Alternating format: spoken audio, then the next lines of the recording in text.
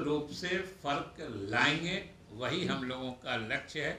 इन्हीं शुभकामनाओं के साथ सभी लोगों को, मीडिया के साथियों को, तीनों विभाग के अधिकारियों का और विशेष रूप से एनआईसी का, जिन्होंने अनवरत में ऐप का भी शुभारंभ हो रहा है।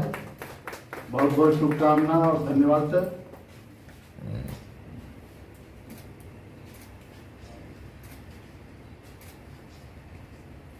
एनआईसी की टीम के प्रति भी आभार। अब आकांक्षा फाउंडेशन के भी आप आ जाए। माननीय मंत्री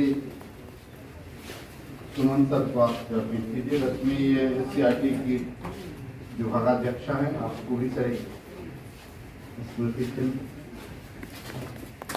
और भी हमारे अतिथियों के आइए कुजूर जी, अपर मुख्य सचिव शिक्षा। हम समझते हैं कि जिस ढंग से स्वेच्छा से आप लोग काम करते हैं और बिहार में आप लोग विशेष रुचि दिखाया है, इसके लिए भी हम आभारी हैं। हम बिहारवासी या बिहार सरकार आपकी आभारी है, क्योंकि आप अपने इच्छा से, अपने संसाधन से सरकार के प्रयासों में मदद करते हैं।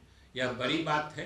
तो हम आपको बिहार की सरकार और बिहार की जनता की तरफ से भी आप पेमेंट करेंगे। तो ये एक बहुत ही प्रोसेस यही है, और हम लोग कोशिश किए हैं कि एक अच्छी पारदर्शी सिस्टम और जिसमें कम से कम बच्चों को मेहनत। ठीक है, बहुत बढ़िया।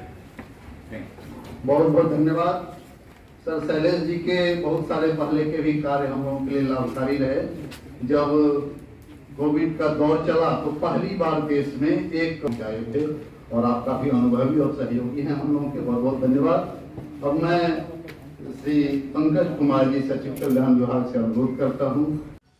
बच्चों पर क्या असर पड़ा, हमने इनसे अनुरोध किया है कि आप इन योजनाओं की सफलता के आकलन के तरीके में इसको एकदम बॉटम एंड से जो कहते हैं शुरू करिए, कि हमने जो ऊपर से डाला वो बॉटम तक किस रूप में पहुंचा।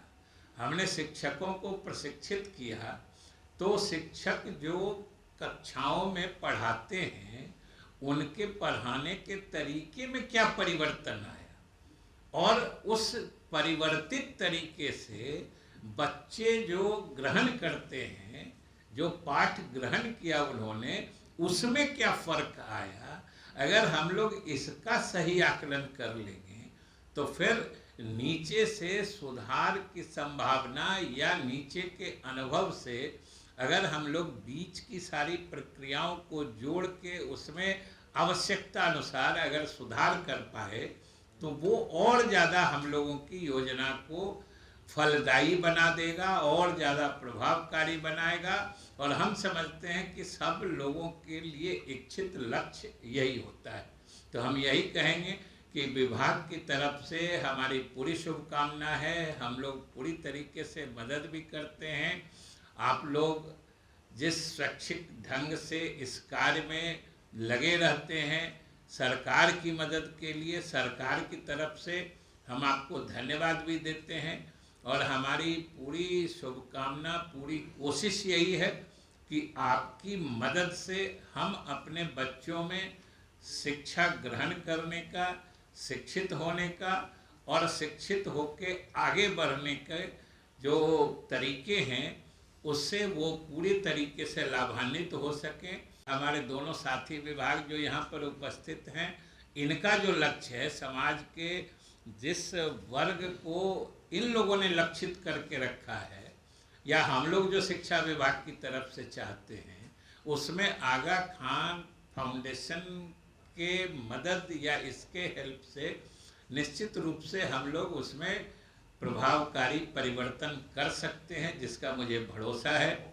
और इसी आधार पर इनके साथ हम लोगों का सहयोग चल रहा है और आगे भी चलेगा, जिसके लिए आज MOU साइन हो रहा है। इन लोगों से भी हमारी बात हुई है। केवल हमने परफॉर्मेंस असेसमेंट के तरीके में एक चीज़ जरूर कहा है कि हमने शिक्षकों को प्रशिक्षित कर दिया या अपने लोगों से एक रिपोर्ट बना लिया, क्यों हमारा मकसद वो हमारा एक तरह से कहिए हमारा बीच रास्ता है।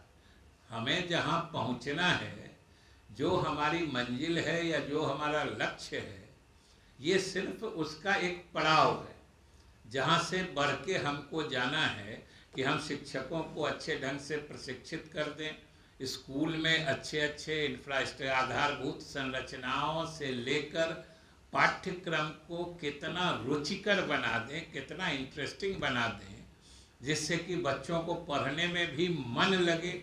ये सब रास्ते में कैसे हम लोग आगे बढ़ें, ये उसके लिए तकनीक है। लेकिन हमें जहाँ पहुँचना है वहाँ हम पहुँचे कि नहीं पहुँचे, इसका सही माने में आकलन ही आवश्यक होता है। और वही हमारे किसी भी स्कीम, योजना या नीति की सफलता का पैमाना या द्योतक होता है। क्योंकि अंत में हम लोग जो कुछ करते हैं उसका असर तो बच्चों तक पहुंचना चाहिए।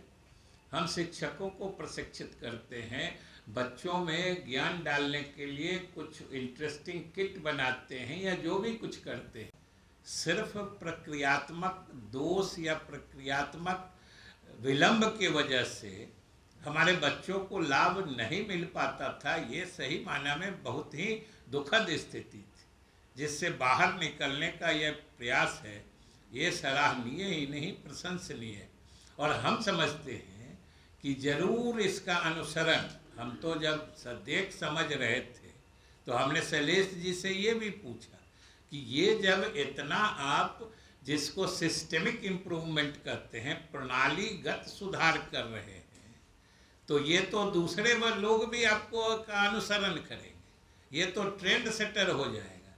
ये तो भारत सरकार का भी जो NSP उनका जो पोर्टल है, जो दिन रात परेशानी पैदा कर रहा था, अगर बिहार सरकार आपका, हम लोगों का पोर्टल अगर इफेक्टिवली काम करने लगेगा, जो मुझे पूरा भरोसा है कि करेगा, क्योंकि जितने ईमानदारी से हमारे तीनों विभाग के अधिकारियों ने और NIC के अधिकारियों ने मिल के जितनी ईमानदारी से, लगन से, तन्मयता से इस पोर्टल को बनाया है कि जरूर यह असरदार होगा।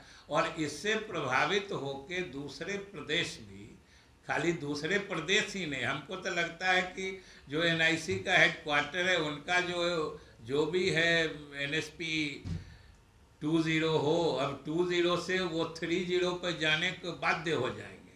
ये आपके सक्सेस का ये नतीजा निकलने वाला है। और भी खासियत है बिहार सरकार के योजनाओं या जो प्रक्रियात्मक चीज़ें तय की गई हैं।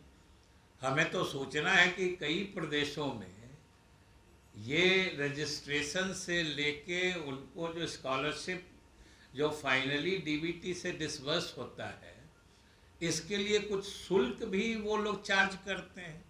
मध्य प्रदेश में अन्य जगहों पर कुछ न कुछ शुल्क लेते हैं, हम लोग तो कोई शुल्क नहीं लेते हैं। अब आप समझिए कि जब उनकी गरीबी, गुर्बत, कमजोरी देख के मदद करने के लिए सरकार